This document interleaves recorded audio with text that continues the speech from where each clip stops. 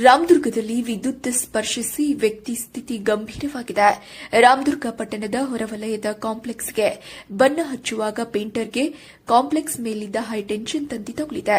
ಮೆಹಬೂಬ್ ಸಾಬ್ ಪಠಾಣ್ ಎಂಬ 50 ವರ್ಷದ ಪುರುಷರಿಗೆ ಈ ರೀತಿಯಾಗಿರುವುದು.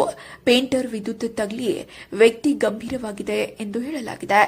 ಕೈಕಾಲುಗಳಲ್ಲಿ ಗಂಭೀರ ಸುಟ್ಟ ಗಾಯಗಳಾಗಿದ್ದು, ಪೇಂಟಿಂಗ್ ಕೆಲಸ ಮಾಡುತ್ತಿದ್ದ ಮೆಹಬೂಬ್ ಸಾಬ್ ಪಠಾಣ್ ಅವರಿಗೆ ಈ ಸ್ಥಿತಿ ಬಂದೊದಗಿದೆ.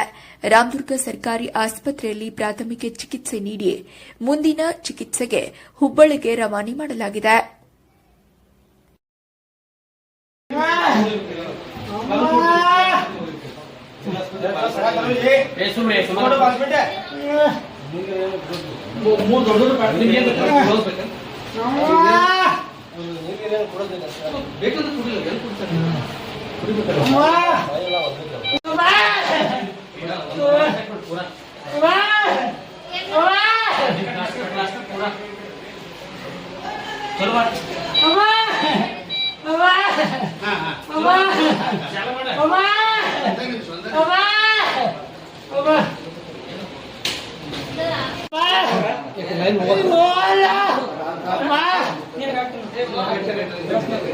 Hola!